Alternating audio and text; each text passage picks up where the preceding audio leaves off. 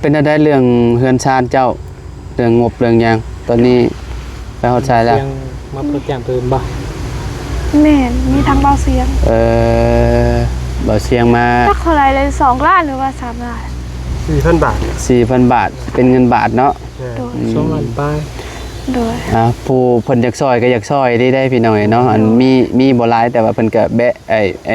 มีแบ่งน้ำใจเพิ่นพี่น้อยเนาะอยากซอยนะ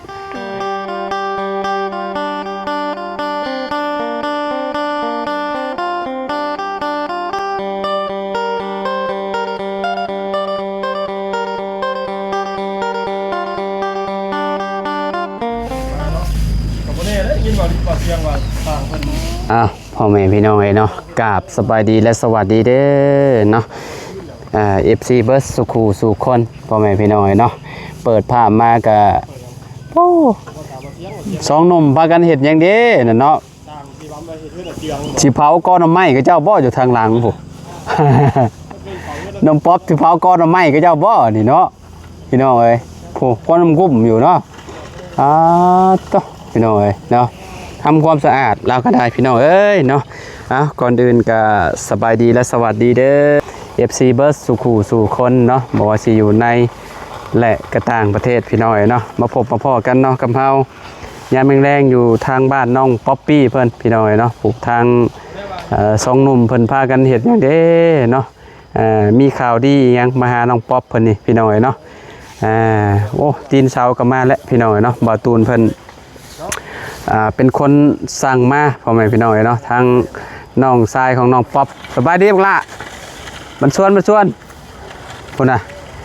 โอ้ยน้องชายล่ะเพิ่นเนาะพี่น้องเนาะเอาไปหาทางลุงกับบ่าวบุญสารวัตรเพิ่นก่อนเนาะไปถาม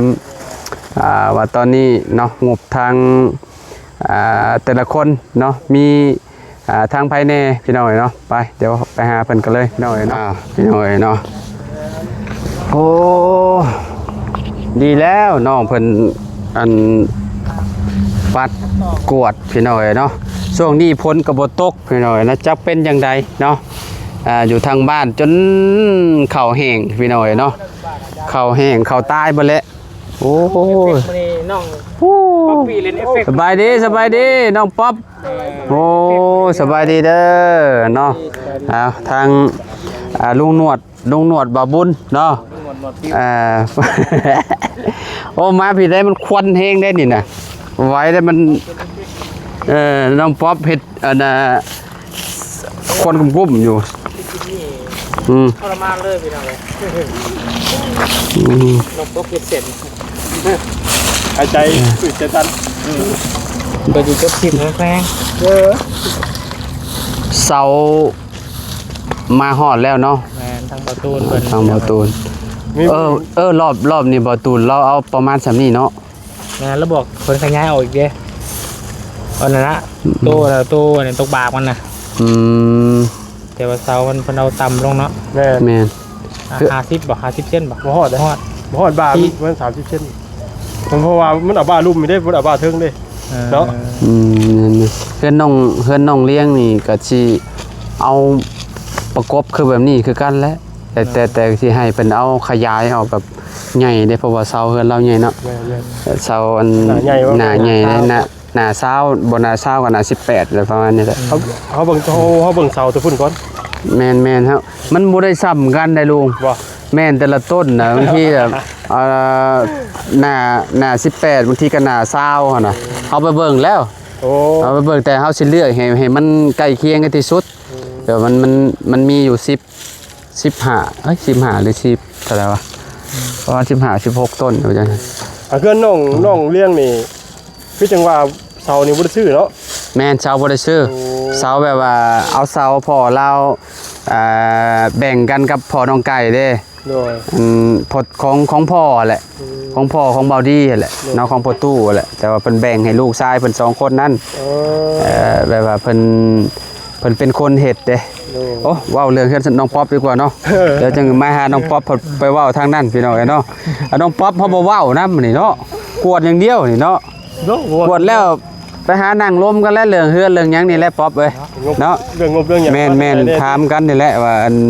ไปฮอดไสแล้ว มีไม้บ่เจ้า มีโอ้ทางเฮายังบ่มีลุงเอ้ย บ่ แม่น ต้องข่อยก็บ่มี แต่ทางเบาเสียงว่ามาแจ้งแล้วว่าซั่นเนาะมา แจ้งเรียบร้อย มาแจ้ง 4,000 บาทน่ะ 4,000 บาท 4,000 บาทก็ได้2ล้านเนาะโอ้2ล้าน เนาะ 2ล้านไปปลายได้ได้ บ่ ประมาณ2ล้านไปปลายประมาณนั่นแหละ2ล้าน6นี่แหละประมาณนี่แหละ แม่นอยู่ แต่ก็ยังอีกยาวไกลเพราะว่ายังบ่ได้อุปกรณ์มัน เริ่มนับ1นับ2เนาะ หากันนับ2ซะ เนาะได้มา2อย่างเด้ แม่นมา2อย่าง แต่ว่า2อย่างยังบ่ร้อยเด้เสาอีกเสานึงยังบ่ได้มาอยู่ อ้าแม่นบ่ลุง เอ้าช่วยเปลี่ยนอีกเนาะ แม่ อ้าแม่นบ่ เออ ก็ยาบัดมาพร้อมไม้อันเบาลี่เด้ไม้เบาลี่บ่สิสั่งไม้48มาเด้ก็สิมาพร้อมกันแล้วก็จะเอามาเปลี่ยนให้ นี่เสาอยู่นั่น ตัวใดก็จะสิมาเปลี่ยนให้ นี่ บางนี้บ่ แม่นบางนี้แหละ ตัวนี้บ่คอน้ำเลอะลาวเลยเป็นหยังนี่เนาะว่าบ่ต้องแก่เมื่อป้าไว้ให้ล้นนี่เอามาเปลี่ยนก็ได้ป้าให้คอยรถสิแถมรถสิเนาะใครแน่แต่มันอยู่หม่องห่มมันนี่แหละคันว่ามันตากแดดตลอดก็บ่อยากไว้คือกันได้นี่นะมัน มีไม้นี่โอ้ มันเริ่มนี้เริ่มอันนี้แล้วน้ำบ้านเช่าคนนี้เด้เห็นบ่มันเริ่มบีเฮิบแล้ว แม่น แต่ของ แล้วบ่ไม้ทับนี่โอ้ มันอยาก แขนนั่น มันอยากเด้งได้ติ แม่นเห็นบ่เมื่อกี้ ทางบ้านเฮาเคยไปถากเสาเมื่อกี้เพิ่นเอาโพไม้ทับไว้เห็นเด้ มันเป็นไม้ใหม่เด้เนาะแบบว่าถ้าถือไม้ตัวที่ว่ามันนักๆทับไว้มันก็จากที่ว่าไม้ขดมันก็สิอันนั้นก็สิซื้อไปอีกหั่นน่ะมันต้องอันมีแฮงกดนักๆโอ้เราอันนี้เนาะบ่าวตูนเราเพิ่มบ่าออกมาเนาะก็เจ้า อันนี้เด้ เจ้ามีบล็อกมันบ่หรือว่าก็เจ้าเฮ็ดอันนั้นมาแล้วก็เจ้าสิปาดออก อันนี้ได้พันหนึ่งนี่เนาะข่อยว่าจ้างบ่ได้บาทว่านี่นะบ่มันสูงต่ำอยู่นะ ฮะ เจ็บได้นี่เนาะต้องได้พัน อันนี้คือกันนี่ลุงนี่เห็นบ่มันนี่มันอยาก เจ็บได้เนาะ มันต่ำสูงเด้นี่อันนี้ก็ได้ ต้อง นี่ พันถิ่มอยู่นะ เวลาเอาเสาใส่มันสิอยากกระเดิงนี่เนาะนี่เนาะ ข้างอยู่เทิงพี่แล้ว นี่บ่อยากสมบูรณ์ปานใดเนาะ แม่ แบบ ในกาโบคอยเบิ่งว่า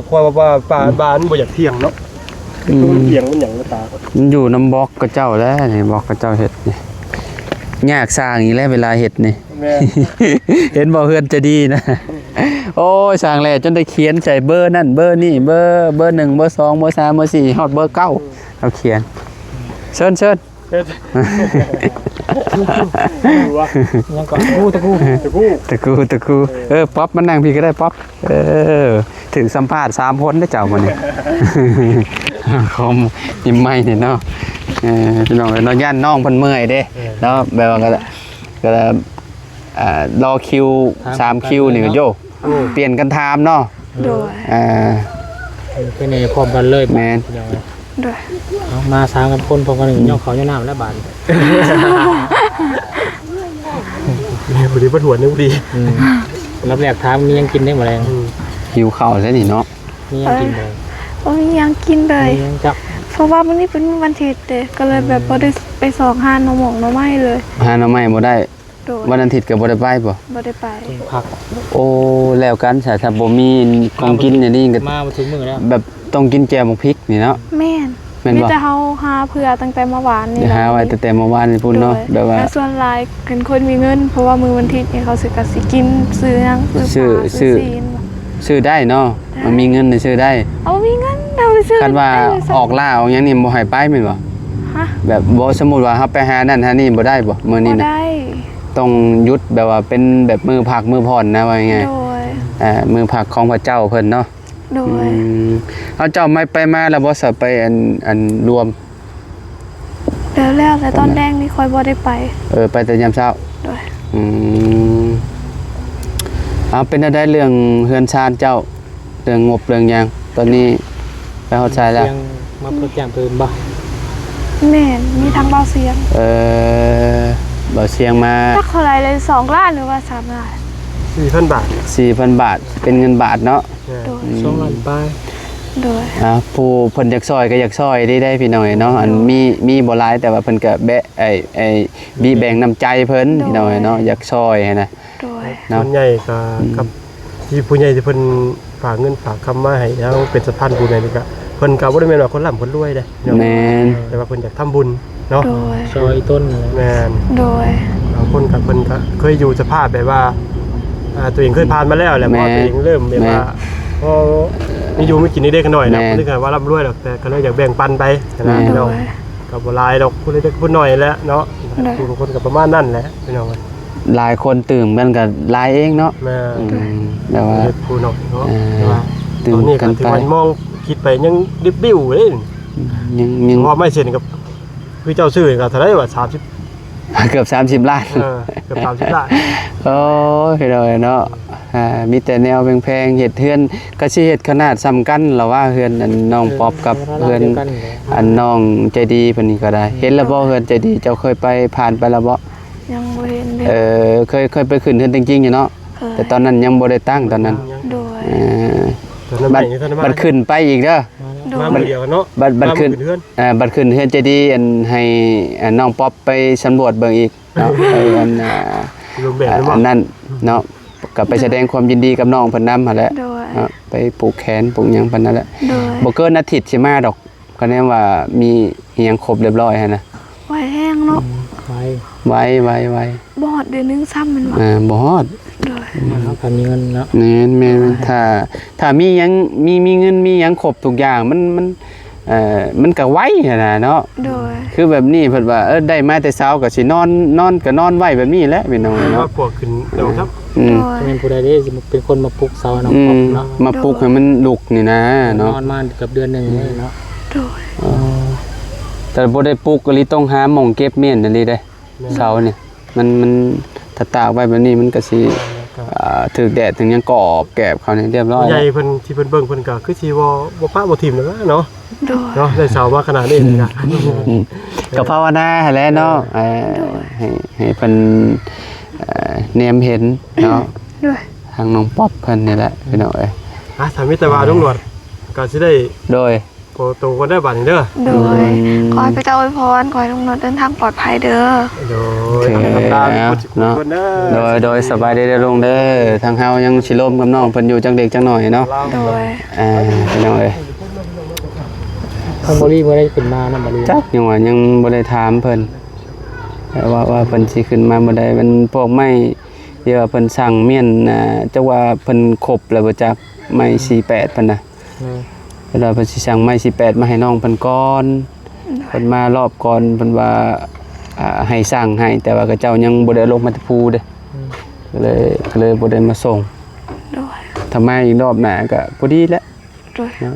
ถ้ามีงบมีหยังก็ซื้อมาตื่มไว้แบบนี้ก็ดีคือกันเนาะบ่าวเนาะแต่ว่าเฮาก็สะสมไว้เลยแบบว่ามันตื่มไปเรื่อยๆมันก็พอเองมันดอกพี่น้องเอ้ยเนาะเก็บหาเก็บซิปบ่ง่ายๆซะ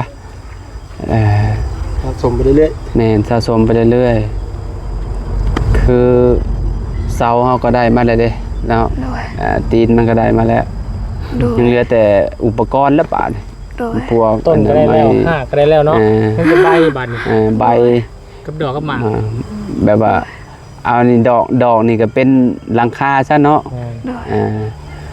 ประมาณนั่นแหละใบเป็นพวกใบกับไม้เส้นไม้หยังมันนั่นแหละอันมาแอมมาหยังเด้ ๆแล้วเดี๋ยวค่อยดูเด้อ โอเคลุงโอเคจังหน่อยก็สิตามไปคือกันนั่นแหละเนาะ โดย ต้นไม้ต้นนี้คักเนาะต้นดูต้นนี้ก็ถือว่าซื่ออยู่เด้ เอาต้นดูนะที่ ถือว่าซื่ออยู่ได้เนาะ มีแท้เอาต้นดูอยู่แล้วไม่เห็น ฮะต้นนี้บ่ จนดูข้าเจ้า ของกระเจ้าบ่ของแม่ตู้ติ โดย นี่แหละของไผปลูกไว้ใส่ในรังน่ะ ของแม่ค่อย ของแม่เจ้า แต่ว่ามีแต่ลำขด โดย ๆ ไม่ดูก็ได้ ไม่ดูลายเพื่อสิได้ก็บ่เป็นง่ายเด้พี่น้องเนาะปลูกใช้เวลาประมาณ20ปีพุ่นแล้วจึงสิได้ตัดมัน โดย อันนี้ว่าสิได้เอาเฮ็ด สาว เถิด ปีพูนแล้ว แม่น แต่คนยังน้อย อันนี้ฮอดแล้วบ่20ปี ก็สิฮอดแล้ว ใกล้สิฮอดแล้วติแต่ยังต้นน้อยๆเนาะ โดยตั้งแต่ค่อยจำความได้แล้วค่อยก็แบบเห็นต้นอันนี้แล้ว แต่ว่ามันยังน้อย มันคือยังน้อยแท้มันก็ว่าแล้ว ชมราคามาแล้วใหม่เนาะ ไม่นี่ปลูกมาเป็นร้อยปีพุ่นแล้วมันจึงสิได้ตัดพี่น้องเอ้ยเนาะ แต่คือกับไม่ดูตัวนี้เป็นไม่ดูธรรมศาสตร์แล้วมันเติมไว้เห็น แม่นแท้แล้วเนาะ โดย ปลูกเอาเนาะ โดย คืออยู่พี่น้องเอ้ยเนาะคันว่ามีไม้มีหยังถ้าบ่มีก็เนาะหายากเลยของมื้อนี้พี่น้องไม้ก็ได้ถ้าทำต้นมังมีน่ะก็พาได้อยู่หลายๆโตอยู่เนาะ แม่ สมมุติว่าเฮามีไม้มีหยังก็จะจ้างเพิ่นพาเพิ่นหยังให้นะ โดย ก็สิได้ไปอยู่ดอก โดย แต่ก็เนาะก็สู้ต่อไปเด้อน้องป๊อบเด้อ โดย เนาะ ไปพอถอย ก็ทีมงานกันนี่แหละ น้อง พากัน ทำใจไว้ได้บ่ ฮะ น้องคนทำใจไว้แล้วว่าจ้ะ โดย ทำใจแบบใด ใจก็คือสุบ่ได้แล้วว่ะ โดย เนาะโอ้คนเฮาต้องมีความหวังนั่นแหละเนาะบ่มีมื้อนี้ก็มื้อหน้า โดย เนาะบางทีบุญเฮายังบ่มาเด้ยังบ่ฮอดเด้ โดย ที่บุญเฮาได้แต่ซ้ำนี้ได้บ่บุญ โดย ก็นี่แหละเธอหน้าเธอในก็เข้ามาอีแม่น ป๊อบยังน้อยยังหนุ่มยังน้อยอยู่เลย ยิ่งที่มีโอกาสหาเงินได้อยู่หาเงินได้ เพื่อในอนาคตได้ผัวรวยก็มีเนาะ โอ้โหเสียเนาะเท่าแก่จีนแบบนี้โย่ ควายแกจีนมาแต่ซ้ายสิแนมเห็น เอาจะเห็นงานน้ำใจน้ำเวียดเนาะแรงๆเนาะ แกเวียด เท่าแก่เวียดและเจ้าเนาะขอบคุณ ว่าเวียดได้บ่ ว่าบ่เป็ด เมื่อวานเดี๋ยวคอยไปหาซื้อน็อตอันมาต่อเคลื่อนอันเจดีย์นะไปซื้อในห้างที่เจ้าอยู่แหละ โดย เช้านั้นเราก็แบบบ่ค่อยจักปานใดเราก็ได้ โดย ถามว่าน็อตเบอร์3มีบ่มีแล้วบ่จะคนเดียวกันบ่กับน้องป๊อบสอนงานเขาว่ามื้อยิงเด้ โดยคนเดียวกัน อัน ข นั้น นาด สิ ค่อยก็ยังฮู้แบบฮู้ว่าหลาย เพิ่นยังฮู้บ่หลายเด้เนาะ โดย ก็เลยว่าบ่มีก็บ่เอาว่ะ โดยเพราะว่าเวลามีคนมาซื้อแล้ว เขาก็ไปหาเห็น หาเบิ้งมีน็อตแบบใดเนี่ยให้เพิ่นไปหาเบิ้งว่าเพิ่นบอกว่าบ่มีก็แสดงว่า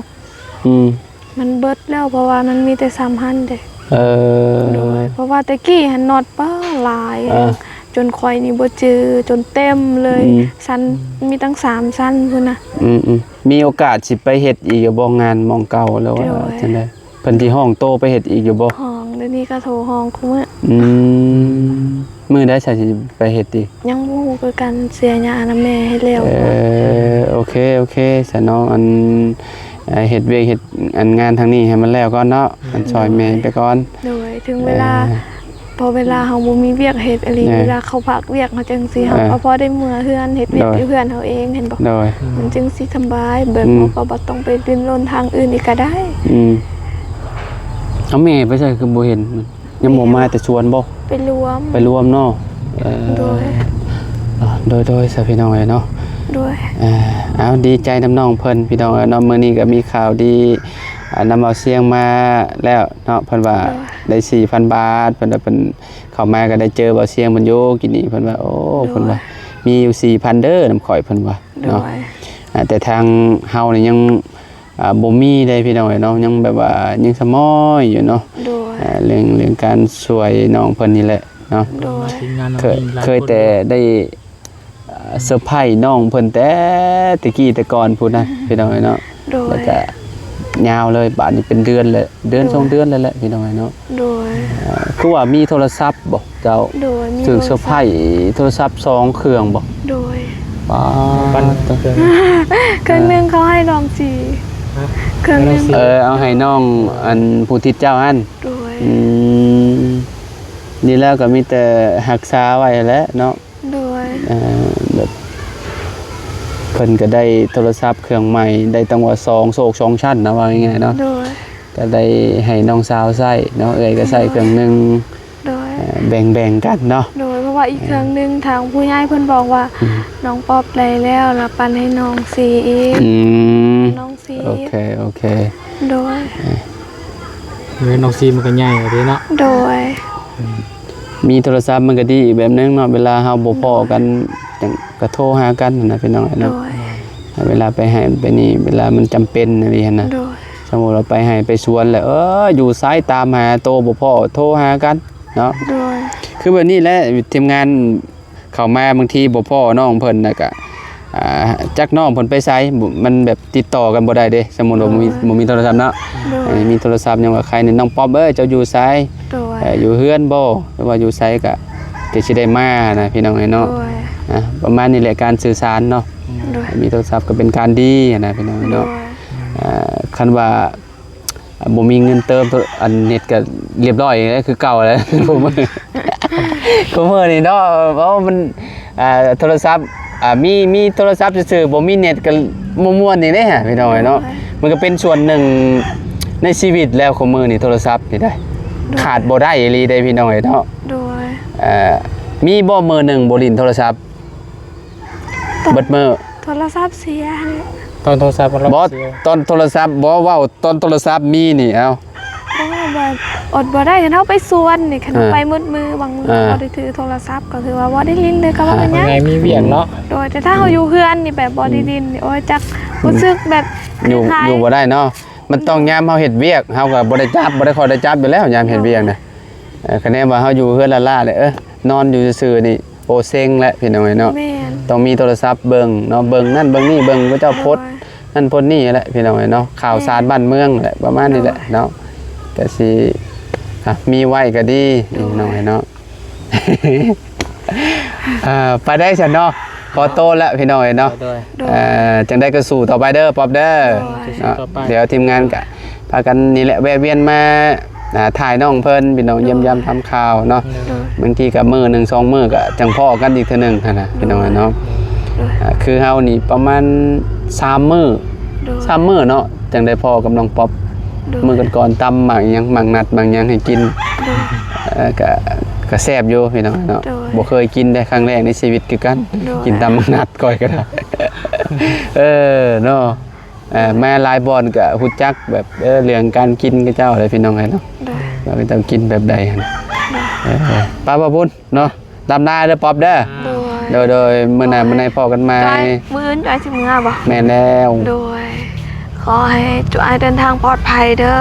ขอให้ร่ำรวยๆจับหยังเฮ็ดหยังก็ขอให้เป็นเงินเป็นทองเด้อ ขอให้สมความปรารถนา ขอให้จังการงานเจริญรุ่งเรืองเด้อ ขอให้พระเจ้าอวยพร จ้าว่าทางน้องป๊อบก็ขอให้สมหวังเด้อสมหวังเรื่องเฮือนเรื่องชาติเด้อน้องเด้อเนาะโอเคพี่น้องเนาะไปสลัมลาเลยเด้อพี่น้องเด้อขอบคุณหลายๆที่ติดตามหรือเป็นกำลังใจให้น้องเอาสำหรับที่นี่ไปแล้วพี่น้องดีใจกับน้องป๊อบเนาะมีข่าวดีมาพี่น้องเนาะ